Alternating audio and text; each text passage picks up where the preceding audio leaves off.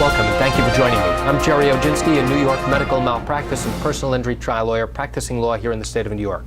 Today's topic is about accident cases, trip and fall cases, car, bus, bicycle accident cases, truck accident cases. Why do so many attorneys want your case? And why do they keep knocking on your door? Why do they keep mailing you letters, mailing you booklets, mailing you information, telling you how great they are and why they're right for you? The reason why they want your case is because that law firm might have gotten your name from a police blotter. They might have gotten your name from a tow truck driver. They might have gotten your name from somebody who was involved in your care and treatment at the hospital. And now they recognize that you might have a valid case and that your case might be worth an attorney's fee to them and might be worth compensation to you. The reason why they're sending you information is to let you know that they are available.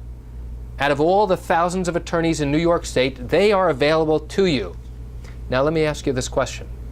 Just because you get a letter from some attorney telling you that they practice in the state of New York and they handle car accident cases, does that mean that that is the right law firm for you?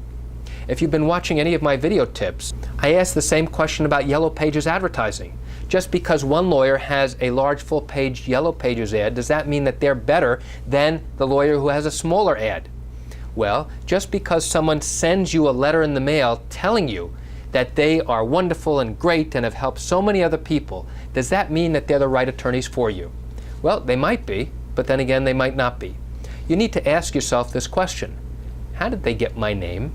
In the past, there have been people that lawyers call runners that would provide information to attorneys for a fee to give them information about accidents and accident victims, including their name, their date of birth, and the fact that they've been in a particular accident and their address, so that the lawyer can now send them information, letting them know who they are and what they can do for them. Historically, the attorneys who used runners suffered significant consequences and were either suspended or disbarred and lost their license to practice or were fined, and it's just something that most good experienced attorneys don't do. So what do you do when you get all this information? Well, you can either read it or you can throw it out. You have no obligation to contact any one of them. Well, what if the lawyer calls you and says, I'm the best attorney for you, I'm great, we've done so well for other people just like you, come to our office, or, even better, we can come to your home right now. Okay? What do you do at that point? When somebody knocks on your door and tells you that your house needs to be repainted and you need construction work just because they happen to be passing by in the neighborhood, what kind of feeling do you get in your gut about whether or not to use that type of person?